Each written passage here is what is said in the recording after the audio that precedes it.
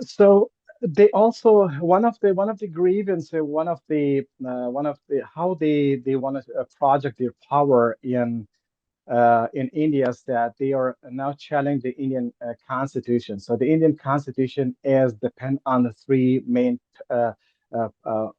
sectors, which is the secularism, and second is the democracy, and also Hindu nationalism. And then uh, when they approach, for example, these local radical groups or organizations that they think that could be supported to challenge, and then telling them that the Indian constitution is the anti-Islam, and it is against against Islam, and therefore it is your turn to get in. So there are some organizations like Popular Front of India, and also there is a National Women's Front, and also the Islamic Students Movement. These three organizations are really domestic organizations, and then they are just trying to, as I said before, that to challenge the power of the Indian government, or the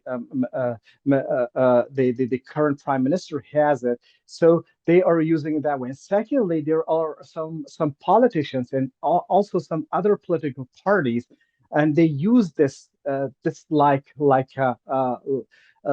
like a way that to challenge the President Modi, and therefore that's possible for them to penetrate in India. And beside that, for example, Ghazwatul Hind is another organization is affiliated to Al Qaeda, and also somehow to ISIS. And these two organizations made it possible, or they encourage and supported financially, ideologically, and psychologically, and strategically to be involved in the Indian society. And down the road, you see that there were we have seen some clashes on the streets, and there were protests, there were processions, and they were whining for that the situation in India is not in collaboration or friendly environment for the Muslim society, and therefore the Muslim society is pushed to against the wall, and therefore they have to react. So these are the things that it made it possible for the Muslim Brotherhood to operate in India in details. هل خطاب الإخوان في الهند منطقي لجهة بناء سرديتهم على تجاوزات بحقوق المسلمين؟ Yeah, so the Muslim Brotherhood narrative is that that which nowadays we are talking about the internet, and about we are talking about the for example darknet and things like that. Somehow that had a lot of advantages for the whole world or across the world, but it has also disadvantages. The disadvantage is that most of the terrorist organizations, they use the darknet and also the internet in their favor. When there is something happening, of course, I know that the Indian government is not approaching this issue perfectly, and they are not uh, uh, uh, talking or engaging with the Indian Muslim society in the right way. Of course, there are some misperception in that way. But these organizations, like terrorist organizations or these non-violent organizations, they are using this power of the internet. As you know, that the old Chinese say, there's the old Chinese saying to kill one and to put in fear the whole society with thousands.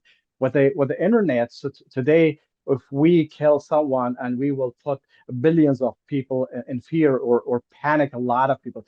This is the way that the Muslim Brotherhood and also the other affiliates or associates organizations are operating in India. They're using the same. Whenever something happens, for example, it happens everywhere, even in Germany, in heart of the Western democracy. Something happens when there is a human being. Of course, there are something wrong and right. And of course, therefore, there is law enforcement agencies to enforce the law when the law is disobeyed. So when it happens in India, they make it quite bigger and bigger, that to get the attention of the whole society, and then telling that the Muslims are treated as a second class citizen.